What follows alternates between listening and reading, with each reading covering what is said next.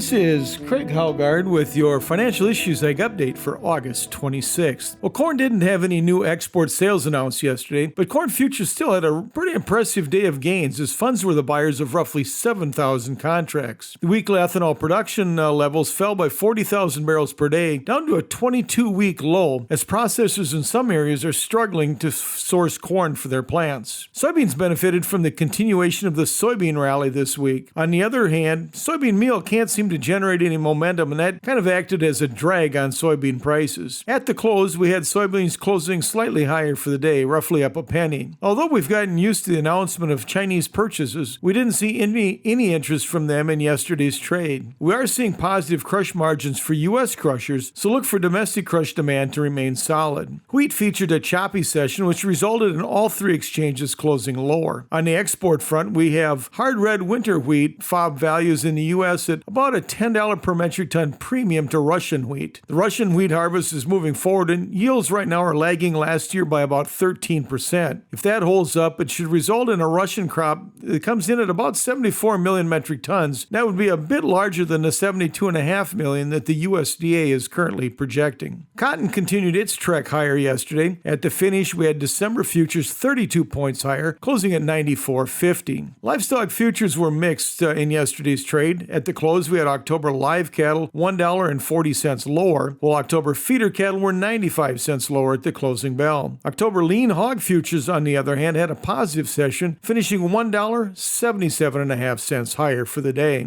Class 3 milk futures continue to trade in a sideways, choppy trading range. At the finish, September futures were 2 points lower, settling at 17.36. Meat cutout values were all lower for the day yesterday. Choice box beef ended the day down 69 cents, closing at $346.89. Select boxes were $1.21 lower as they settled at $315.69. Pork carcass cutout values lost ground as well. They closed 77 cents lower, settling at $110.24 per hundredweight. This has been Craig Howgard with your Financial Issues Egg update. We'll be right back with more financial issues after this.